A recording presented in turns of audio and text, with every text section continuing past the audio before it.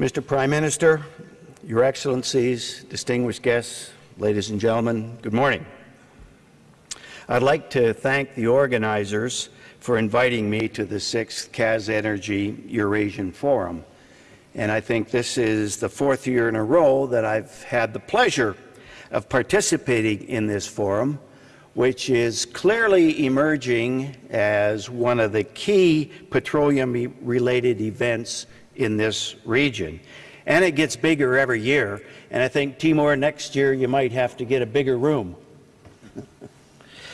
My remarks this morning will focus on the key drivers for a sustainable energy future through the development of a relevant global supply system. But first, allow me to present a brief overview of the organization I represent, the World Petroleum Council.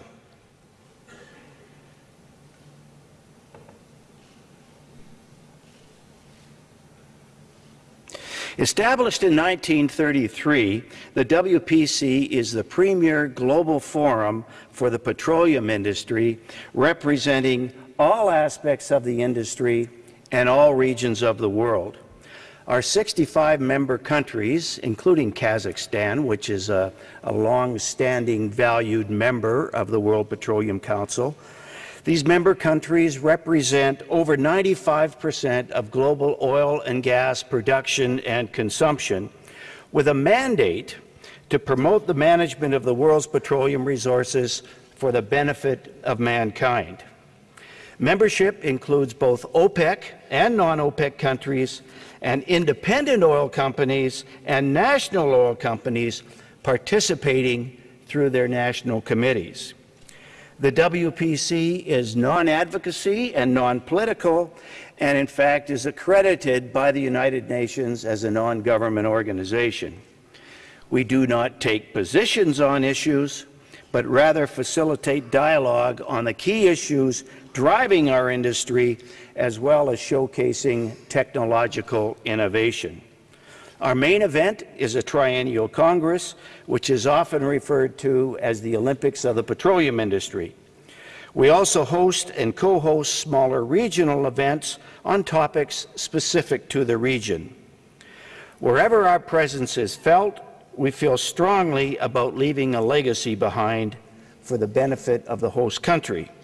And our next Congress will be held in Doha in December of this year. So what's your best guess on the future energy demand? Clearly, the key drivers of future energy are global population growth and the desire for a higher standard of living by emerging nations. Forecasting energy demand is not an exact science, and it is linked to many tangible and intangible factors that I won't go into here. Suffice it to say that economic models are all over the map, looking out towards 2050. Most forecasters predict an increase in demand over the period, with the exception of the WWF, which shows the lowest energy demand. The assumptions behind this particular forecast were that they're based on 100% renewable energy and aggressive energy efficiency. The IEA forecast, which is shown in green, predicts primary energy demand will increase by about 1.5% per year through to 2030. Now, this distorted map of the world demonstrates where most of the population growth will occur.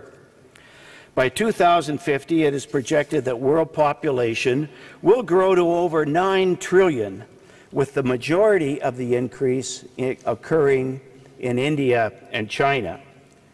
Coincidentally, India and China also have the largest coal reserves, which will play a major role in meeting energy demand in these countries. In terms of the projected energy mix forecast to 2035, the IEA projects that fossil fuels will dominate the supply picture, with increasing contributions from non-conventional sources such as oil sands and gas shale. The oil and gas share of the overall energy mix is forecast to decrease slightly from about 81% in 2008 to about 75% by 2035. The scenario shown here for coal, I think, is questionable, given the coal consumption continues to rise in both China and India. Renewables will increase in their overall contribution to the energy mix, but the bottom line is that with the projected world population growth, consumers will need energy from all sources. This chart shows the forecast in oil supply from both OPEC and non-OPEC countries, and note the growing importance of Kazakhstan's role.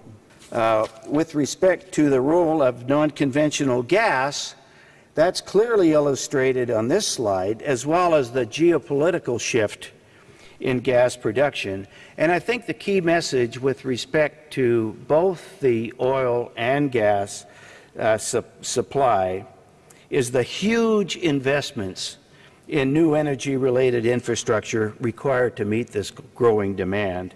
And the IEA estimates these costs to be in the order of $26 trillion through to 2030. Of course, the increase in energy demand will generate increased greenhouse gas emissions. The scenarios developed by the IEA show emissions increasing from their 2008 level of about 29 gigatons to over 42 gigatons in 2035 under current policies scenario. Abatement of this increase could be addressed through a combination of increased energy efficiency, use of renewables, biofuels, nuclear, and carbon capture and storage. A critical component of our energy future is technological innovation. As conventional supplies of oil and gas are rapidly decreasing, the industry is being forced into more inhospitable frontiers and tapping into more difficult and expensive to access non-conventional resources. Technology is the key to unlocking these energy sources, including innovation in ultra-deep water exploration and production, extraction and processing of oil sands and shale gas, enhanced oil recovery, carbon capture and storage, to mention a few, and there is progress being made in all of these areas.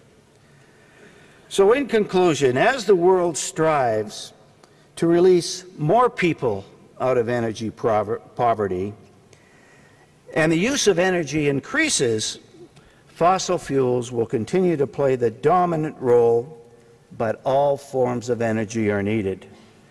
The delivery and utilization of this energy must be undertaken in a socially responsible manner that integrates economic, environmental, and social considerations into decision-making. It also requires cooperation among all sectors of society, as there is a role for all to play. Producers must focus on ensuring their activities are economically viable, environmentally sound, and socially acceptable. Governments must provide a regulatory environment that encourages investment and innovation and protects the public interest. NGOs must provide factual information to consumers to assist in understanding the key challenges. And consumers need to make wise decisions concerning their behavior. Academics need to continue to explore the frontiers of new technology. If we can do all that, we can look forward to a sustainable future that will be driven by cooperation, innovation, and investment. However, there's a deal breaker. With our rapidly aging workforce and seemingly less young people with the desire to work in our industry, having sufficient people may become an issue. At the World Petroleum Council, we have addressed this concern by establishing a youth committee aimed at attracting and retaining young people in the industry. We have integrated these young professionals and students into the mainstream of WPC activities, and their enthusiasm and commitment to a sustainable energy future provides hope that we can indeed respond to the challenges. Currently, there are 23 national committees of the WPC, including Kazakhstan, who have representation on the Youth Committee and, in fact, have formed youth committees within their own national committees. And, in fact, I look forward to participating in their event tomorrow. So thank you, ladies and gentlemen, for your attention, and I hope to see you all in Doha, December 4th to the 8th at the 20th World Petroleum Congress. Thank you.